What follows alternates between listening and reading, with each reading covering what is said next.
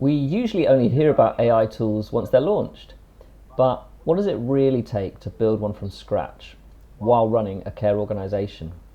In this episode, I talk with Jonathan McFarlane, founder of Oran Care, who is currently right in the thick of it, developing, testing, getting ready to go to market with a new solution that's going to help care workers travel more efficiently between homes. It's great to have you with us, Jonathan. Thanks for having me. All right, well, just interested to hear to start with. Just tell us a little bit about Oran Care and how you started it up. Sure. Well, we started 15 years ago. It's a bit of a strange story how we got started. I studied chemistry at university and had dropped out to play in a band because exams and festival time were at the same time of the year. But we needed a way to make money, so we started a project which used creativity in schools to help kids develop a sense of identity. Um, so it was a couple of friends and I started the project, and then we started working in care homes. We were working with people with dementia and people living with dementia, helping. So the music therapy worked really well,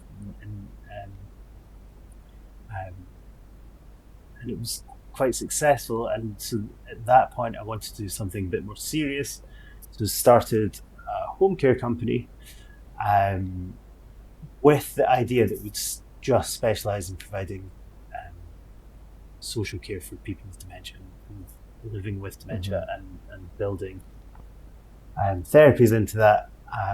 And 15 years later, it's developed into a full social care company. We provide care predominantly through the east of Scotland, so Dundee, Fife, Perth, Mm-hmm. Angus. Um, yeah, that's kind of route that we took Right. in. Um, Yeah, we don't have that many sort of failed rock stars yeah, that come up. I mean, I'm not saying you failed actually. You just took a different route. it's definitely a strange route. I mean, at the time it must be about 21 or 22 Yeah. when we started, so it's quite young to start in the industry. Um, Mm. but And it's quite unusual actually because folks normally, particularly if you're starting that young, you would have that experience as a kid of your folks having done it before you or something. Is that your experience as well? I my mum actually owned children's nurseries, so she Okay. was the business partner as well. So there was a bit of expertise there in terms of Yeah. setting up a care business. So um, yeah, that was the All right. start. I do. There must also be a gap in the market there for someone wanting to like do care, particularly for musos. Like if you had like if you focused just on like ex musicians, you'd have an interesting Like a care home client base. that's a music museum. Well, I they mean, talk about. the Go on. intersection between music and um, people living with dementia is an interesting topic. I mean, it seems to trigger a part of the brain and provide a lot of comfort and therapy. There's an organisation in Scotland called Playlist for Life. I think that's the name of it. They do a lot of work about developing playlists that are of really big benefits. Oh That's wow, good. that's a great shout. I'm going to definitely check that out. Okay, um, and in terms of your story, then, so obviously you're saying you kind of came and it's taken an unexpected route. Did you ever expect to build tech? Yeah, I've previously been involved in a few tech projects uh, outside of the care sector. And then I suppose probably because at the time when we started, so 2011, I think, tech was already changing our world. Um, Mm-hmm.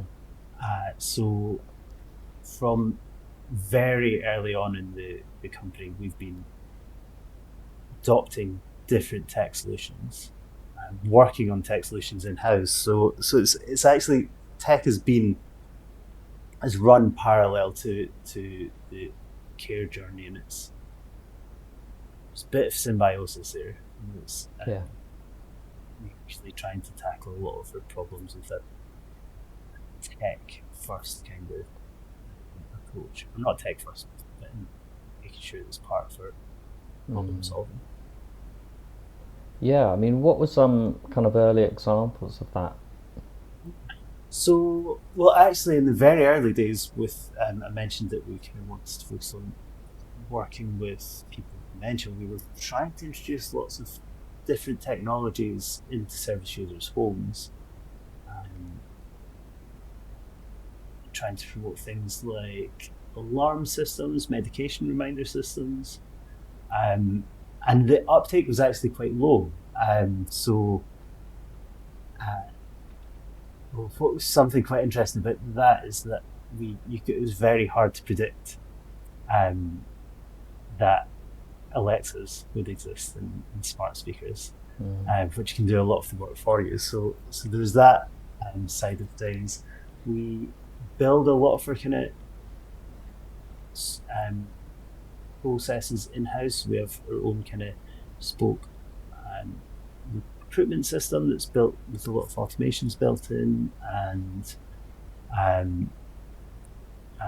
we digitalized quite early, and we do a lot of things.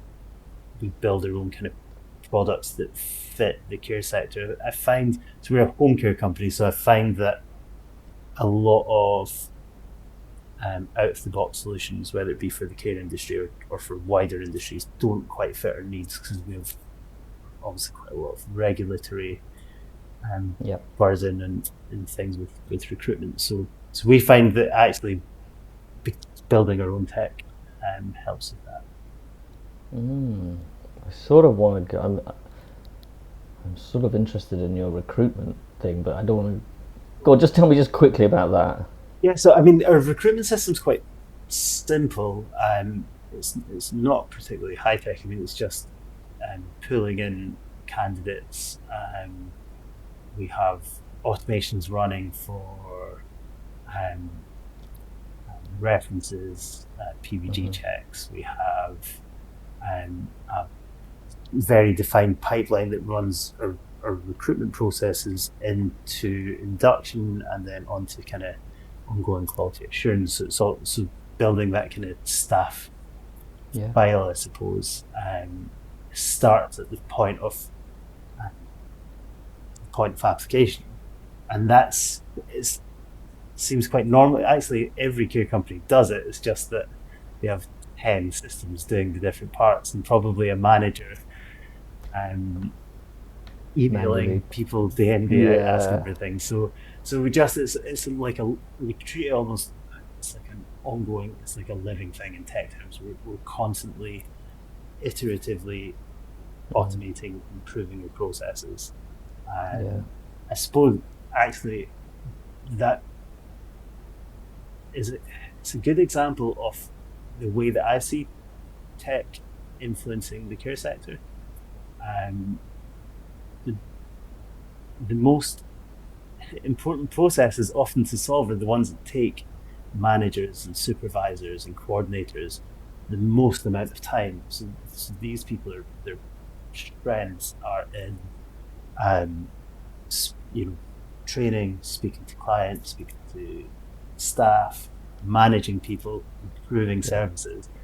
But I can guarantee you that in almost every company, most managers spend a lot of time on paperwork and emails and making sure that all the regulations are being met. So I think we've always used tech as a way to free up the time to make the good care companies. And I think that's a really good use case or good example really that you're sharing there. Like, it doesn't have to be, like you're saying, it's not super complex, doesn't need AI, but just using automation to streamline it. I think such an important system. I think especially with if you're moving on to kind of AI, the most basic thing that a care company can do is get all their data in order. That's actually a really hard first step. If you have a lot of paper and forms in different systems, and maybe you have some uploaded in a cloud on a care rostering system and some like Google Drive or something. It's messy. So like you start with the basics, get your data in order, get some basic automations running that can save a lot of time, and then you can kind of move into the more complex stuff, and you're in a better place to tackle the bigger issues. Yeah. Okay, so let's move on to some bigger stuff. So, well, I suppose just a natural question is like, did you explore then quite a lot of other problems before you decided, okay, routing, that's the one that I'm going to really throw tons of resources in? Like, was there a particular like moment when you were like, oh, okay, this is so if there are any service managers from home care listening, they'll probably understand this quite intuitively, but care coordination, so it's more than just routing, it's coordination is probably the biggest headache in a home care company. So if you're the person that's on call at the weekend and you're answering the phone, then on a Saturday morning at 6 o'clock in the morning, you have a huge amount of anxiety about what you're going to do if 4 staff members call in sick, or someone sleeps in, and you're then going to be burdened with finding a very quick solution to these problems. And again, on a weekly basis, your care coordinator's biggest headache is trying to allocate staff members to care visits, and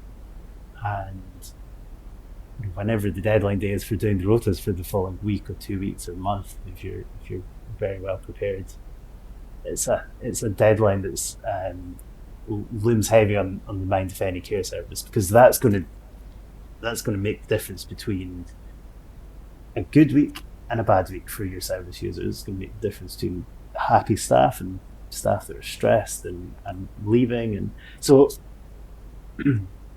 in a way, it's the most obvious problem to tackle, but as most home care services, and actually in care homes as well, most people find, even managers tend to want to stay away from the problem because it's just Pandora's box of complication and complexity. So I think it probably took us, it is the hardest thing in home care, I'm pretty convinced about it, actually. Recruitment stuff as well, there are other challenges, but it's the biggest headache, and we always wanted to find a solution to at least make our jobs easier. But in the last couple of years, the advancements in AI and in tech in general, it became a lot more realistic. So we just decided to pull the trigger and thought, let's take the challenge on.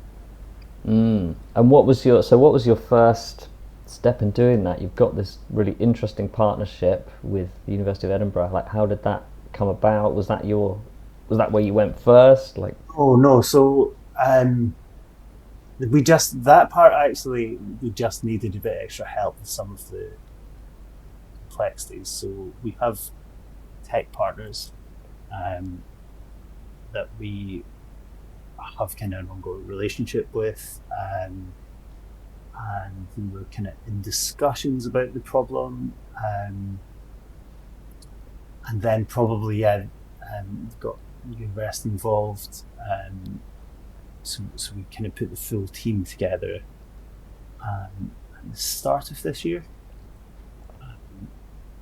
just before and took lunch to start making it. But we kind of there's 3 or 4 partners that all had to be aligned, right, and confident that they believed in the solution. So there was a lot of moving parts and a lot of things to figure out before we started. But once everyone was comfortable, that they knew what they were going to do and how they were going to do it, the actual build's been a lot easier because of that. Right. Okay. Say easy. Yeah. There's always challenges. Yeah. I mean, okay? So that's interesting. So you've got the tech partners, you've got University of Edinburgh folks. Like, just tell me a little bit about, as much as you can, because I know you know you don't want to give away everything at such a vital stage, but just how those complement each other, perhaps. What's perhaps a surprise even about working with folks from these different kind of contexts and backgrounds. Yeah, so there's different elements at play, and everybody is pulling hard in different directions, and you kind of need to herd them all. I say herd, it's a bit disparaging. You need to point everyone in the same direction. So there's obviously an academic element. There's several academic elements that are competing with each other to. Um, there is the kind of more core tech side of things. There is most importantly the industry fit. So you've got meeting the requirements of care companies, and then there's like a bigger marketing piece there as well, which is making sure that it aligns with industry in general. So for example, most care companies use care rostering software, and there's some great examples of that. And these all-in-one solutions are very powerful, and we're not that interested in competing with them because there's enough of them and they do their stuff really well. So one interesting part is you're trying to build something that complements those, and so it's almost doing the job after all that work is done there, which is currently done by a care coordinator. So there's a lot of challenges, but I think you've got a marketing background, so it's probably quite similar to product development marketing. So the product developers always want you to be pushing the product, and if something isn't working, we'll blame the marketing department. Get out there and let us users so we can test and improve. And you'll have a marketing department saying, "I've got nothing to sell here, nothing built yet." So but that's a good thing. That's what you need I think in a startup. I've been involved with quite a few startups now. Is you need everybody pushing and pulling, and what's created out of that is, we hope, and we're testing now. So what's being created is really cool. It's like it's something that nobody could have done individually, but something impressive has been created as a result. What's it like from your perspective, actually? Like you're saying, like leading this thing, so you've got the vision, you're trying to coordinate these people like they're coming from different perspectives and different emphases. So you're doing that obviously while you're still doing your day job of leading the care company. I'm just interested in any reflections on that, anything you particularly learned. Yeah, so well, the good thing is that the care company have got a great team, good service manager, deputy manager, in place. So the care company is, my role now is basically just in the tech side of things. So right, you asked me 10 years ago, and I was probably covering a couple of care visits and taking phones, and when we're a lot smaller. So that bit's easy. In terms of, it's not as challenging, but in terms of managing all the different elements, humility is quite a good quality to have. So, and you almost have to let the process be informed by the various stakeholders, and just make sure that the end user is the most important one in that process. I think that's the best way to describe it. Is okay.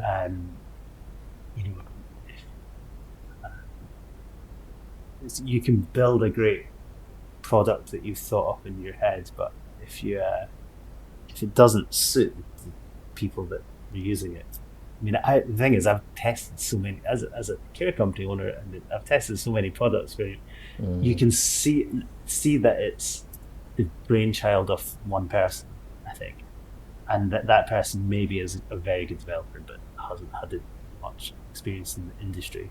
So just allowing the process to be informed by requirements. Yeah. Well, let's just go into the product itself a little bit. I'm imagining there's, listeners who work in home care, and their ears are pricking up here because, like you say, it's a huge challenge. It needs a solution, and yeah, just tell us about what's it doing that perhaps other routing solutions do. Where did you see your point of difference, I suppose? Yeah, so the best way to talk about it is assuming that I'm explaining this to someone that runs a care company, a home care company. So you have a software in which you put all your visits, and that probably sends your schedules to care workers in an app, and that's how care is provided. What we're doing is taking all that data in the form of script, so it's an automated process, and we are figuring out what the very best solution is to get all your care workers around visits. So what you've come up with, unless you're a lot more intelligent than a lot of people, is probably like a suboptimal solution. So you've come up with the best solution you can in a short period of time. It's humanly impossible, really. That's where AI comes in to compute all the data from maybe 100, 200 service users and care workers, and then figure out exactly what the best route is. So what our software does is provide solutions in very short periods of time. So that point when 4 people call in sick on a Saturday and there is a solution but you can't quite figure it out, what our software is doing is taking your data and giving you several ways to solve your problem. Again, if to use my company as an example, once a month, manager, deputy manager, and care coordinator sit down and review. They would call it review the runs. So they look at the runs, because obviously you're taking on new packages on a daily basis, sometimes losing packages regularly. So what happens is it creates a bit of a jumble, because you're again processing these very complicated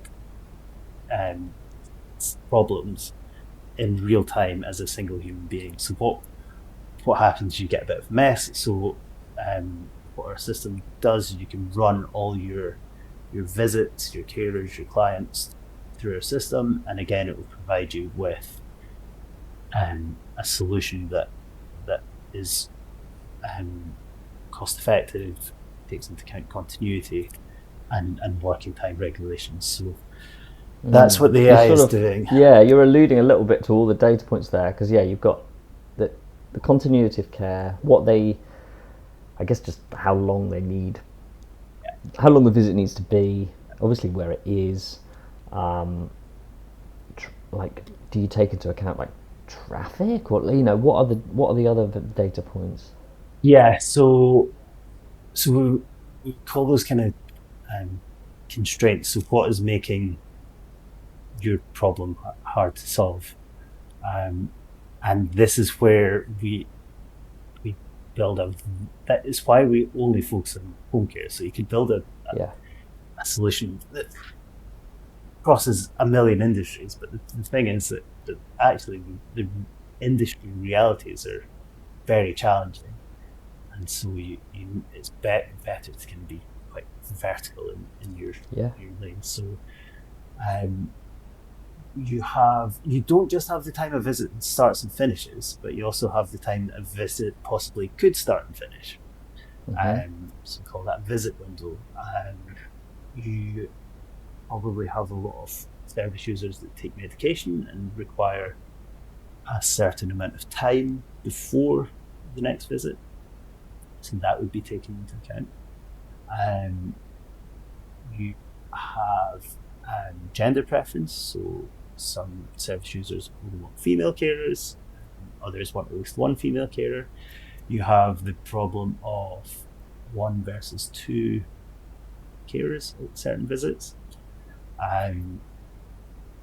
So these are off the top of my head. There's a lot more. So this is where but this is really good because you're pulling out like all your expertise. The fact that you've worked for 15 years, and the point you're making earlier about there's no way that someone a clever developer is going to come up with this, and even someone who a clever developer with a couple of service users, like it also needs the experience of someone who's trying to run this business and all your experiences there. And I think this is, I suppose, so I can see like huge value that you could bring.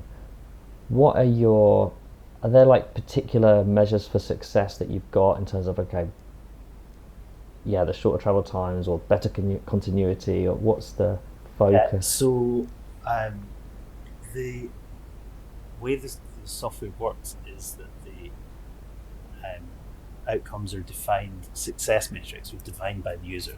So one care company, because the truth is that different care companies have different appetites for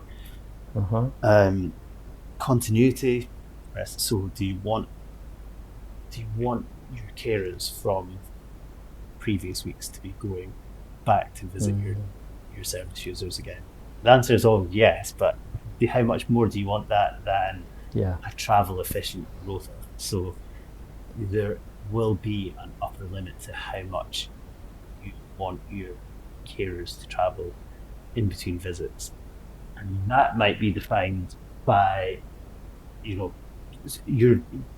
could be that you want the highest quality of service, but you might also have to take into account working time regulations. Are you meeting national minimum wage requirements? Are you sorry to interrupt, but like there must have been a point in the development process where you are, because that's really what seems to me really advanced, that you're putting in that functionality of letting folks define the parameters of dialing up these different factors, what's important to them. There must have been a point in the development process where you thought, we could do that in the phase 2. For phase 1, let's just get it out, or what? But the truth is that it only works if these things are taken into account. So it's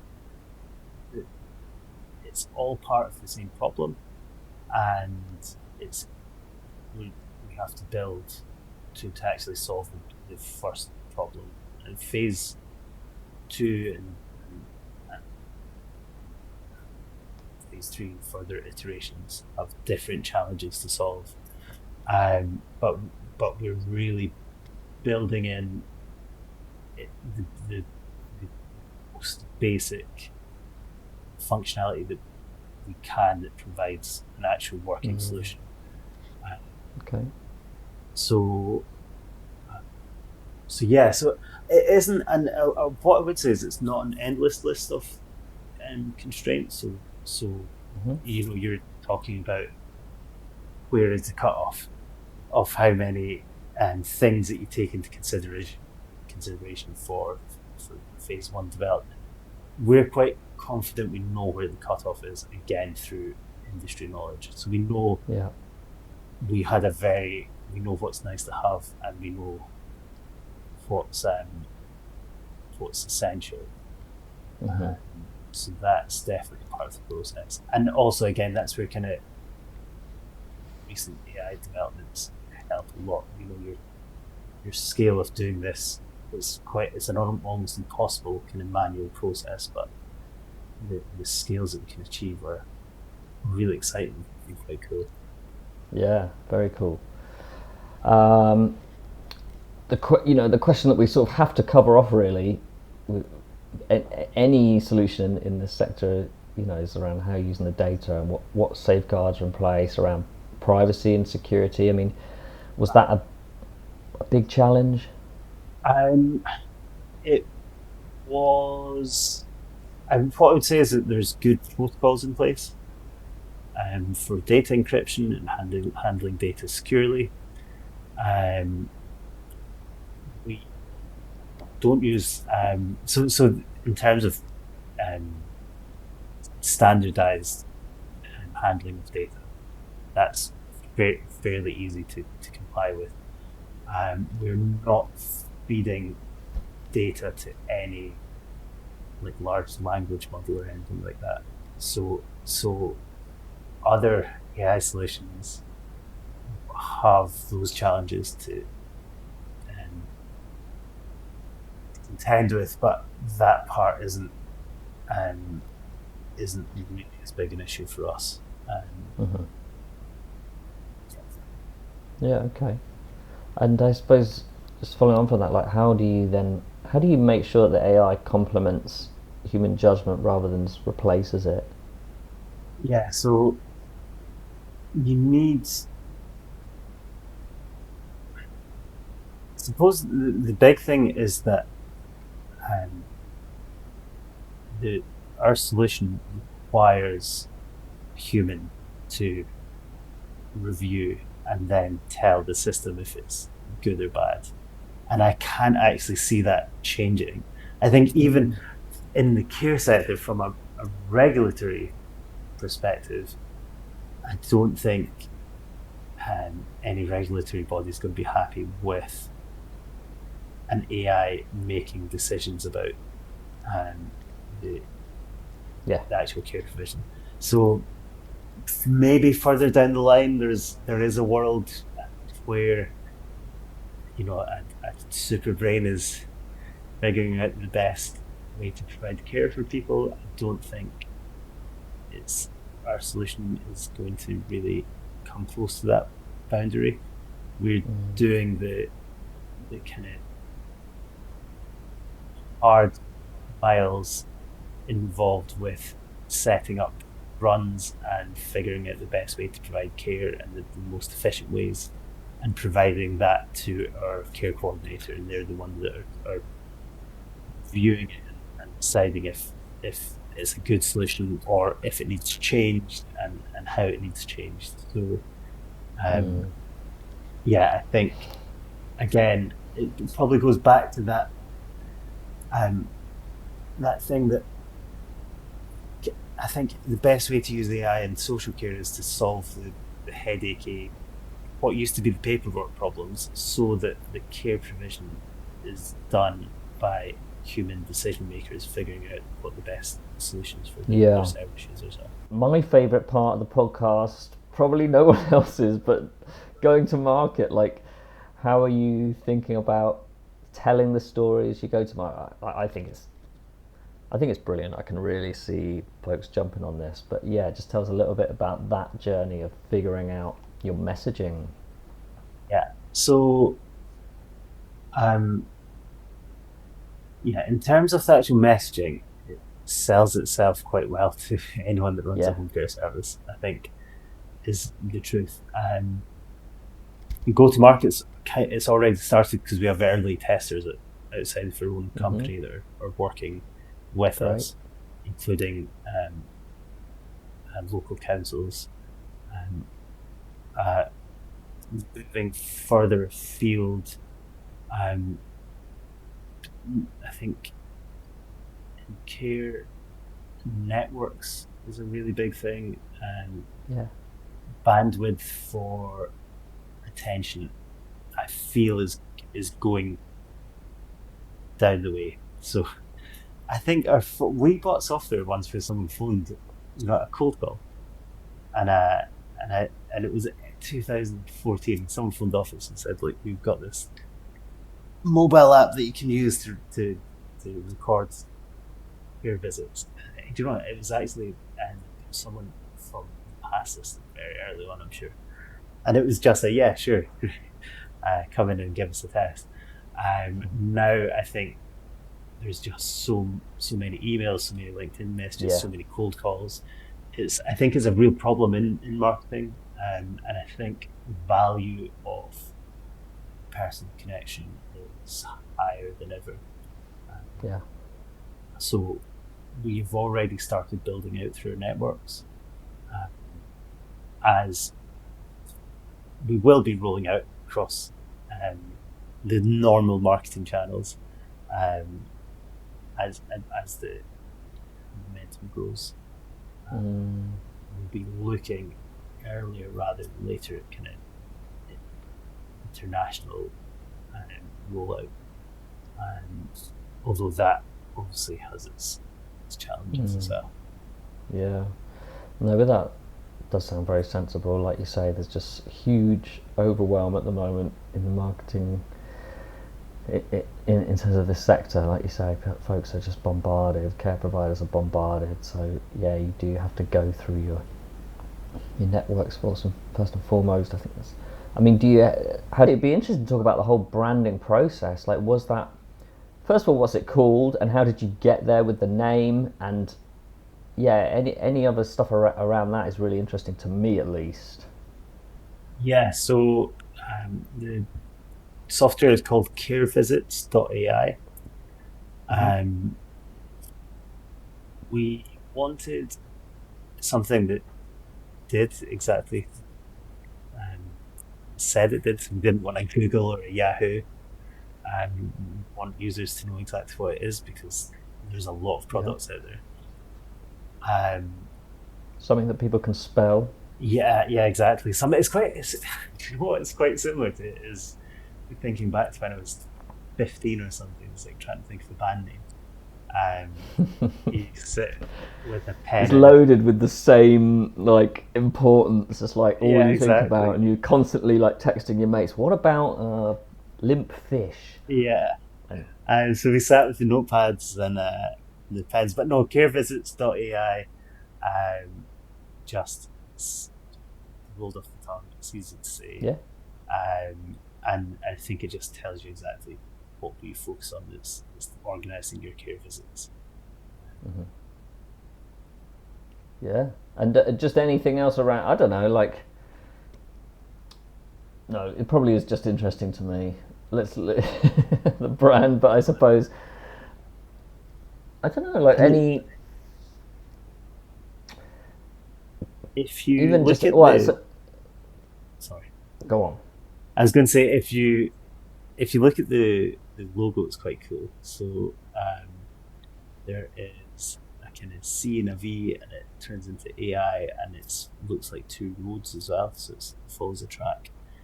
Nice. So just an interesting branding. Do you want to give a shout out to whoever helped you on that?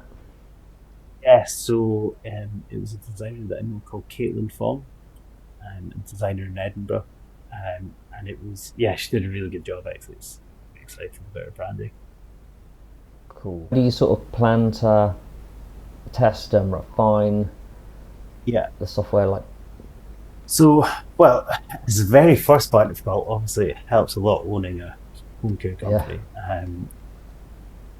But we have, we're not a small care company in Scotland either. We've established ourselves in the industry, so we've got a lot of good partners in home care. Their companies have already started, informed actually at the very start of the process, and continue to. And now we're kind of rolling out towards, say, local councils on pilot level. So yeah, it's. I mean, this isn't the first tech project I've been in, even in the care sector, and we're very aware of the importance of building with users, not for users. Yeah, you got. Yeah, it sounds like you got some scars from previous projects, but I think it. It's so valuable, isn't it? You've got that experience. It's the only way sometimes to find what works and what didn't. We built a payment tool for the construction sector, which actually worked, and it ended up being quite useful, but it was expensive because what we did is we built what we thought the tool should do. Then we took it to market, and then we had to rebuild half the product. So there's a lot of sweating involved trying to get all these features in something that's already built. it could have been a lot cheaper if we Yeah, just spoke that's to more users at the funny. start. I like that you picked the building sector as well. Like, Yeah, such a different one to go for. imagine the marketing Okay, let's challenges we get face. yeah. Let's bring out the AI crystal ball at this point, and just interested in just thinking forward. Like, could this software eventually inform local authority commissioning or regional transport planning? Like, what's your ultimate like vision or dream? Yeah, so we um, don't see too much vertical expansion. So um, transport planning, things like that. There are big solutions that tackle a lot of Hmm. these things. Yeah. Um, we see a world in which, um, in the same way that you might now use ChatGPT to go quickly look something up, you can use our software as to run an idea past our software to see a world in which your coordination and scheduling and routing problems are being solved efficiently and intelligently instead of by one single person with a really sore head in an office. Hmm. And Yeah. anything we can do to make that side of things better, I think will go a long way to freeing up time to do the things that people get into care and start working in care to do. So that's building human relationships Yeah. with your service users and your staff. And yeah, just if you could give advice to another care provider thinking about building tech in house, what would that be?